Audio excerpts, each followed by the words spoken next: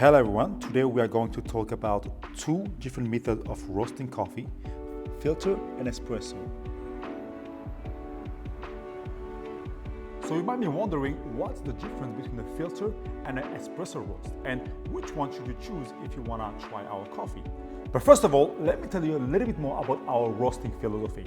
For us, it's about highlighting the origin of the coffee, the farmer's skill, and the unique characteristic of each variety. I want to create a flavor profile that showcases the symbiosis between the coffee terroir, nature, and our producer's skills. Now, on to the key differences between a filter and an espresso roasting process.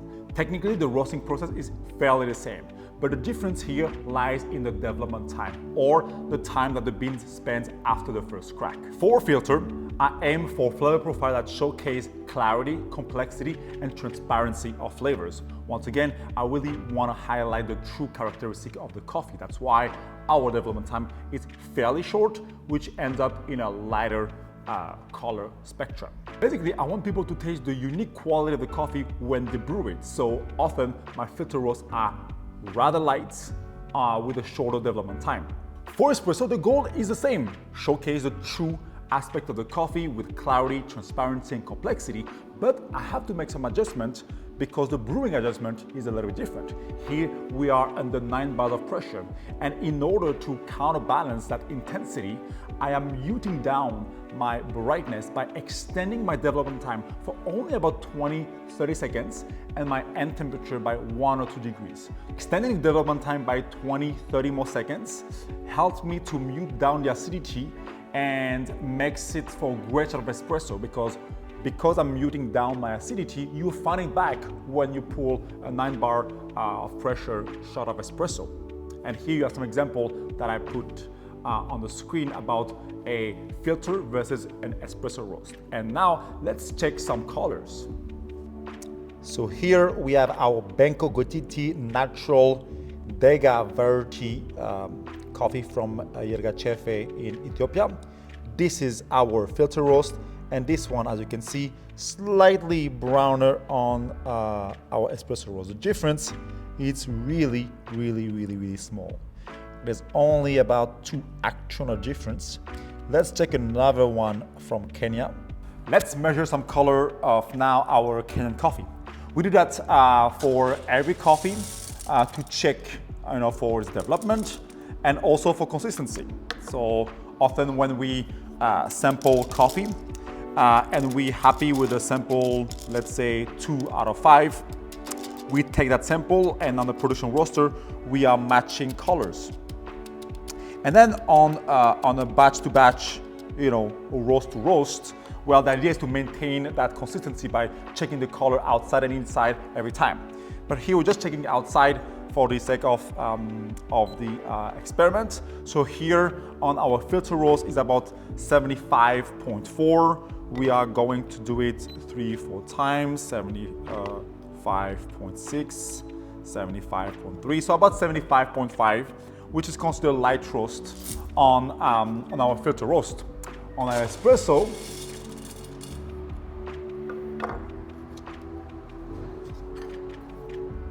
the difference is not really big. 73.4. Let's see. 73.4 and 73.3.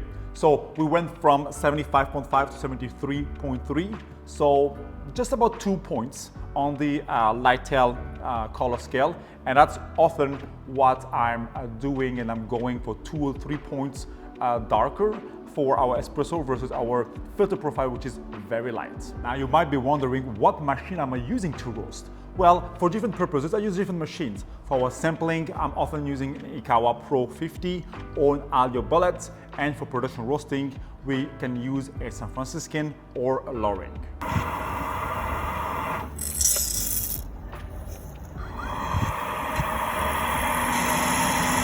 The steps involved in the roasting process are fairly the same between espresso and filter roasting. I use the same charge temperature, the same batch size, almost the same gas application, The only thing that changed is that development time that I extend a little bit more for my espresso roast. One of the challenges I face roasting for both filter and espresso is first the inventory, because for the same coffee I have two different SKUs.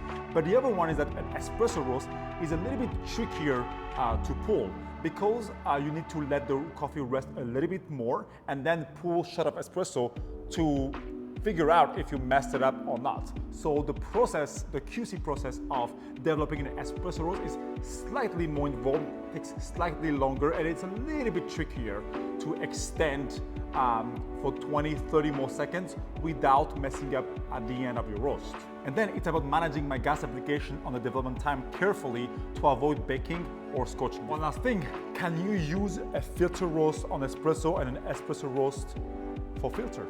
Yes, absolutely. With the espresso roast on filter, you're going to have a delicious cup of coffee with slightly less brightness and a bit more balance. Now, if you want to use a filter roast on espresso, you probably need slightly more expensive equipment, like a technique like pre-infusion. You will have a delicious cup of coffee on the brighter side. It all depends on your preferences and the tools you have at home. That's it for today, folks. I hope you enjoyed this video and learned a little bit more about the differences between espresso and filter roasting at Memli Coffee Lab. In the comments your thoughts, and if you haven't already, please subscribe to this channel to get the latest update on the coffee tips and tricks. Thank you for watching, and see you next time.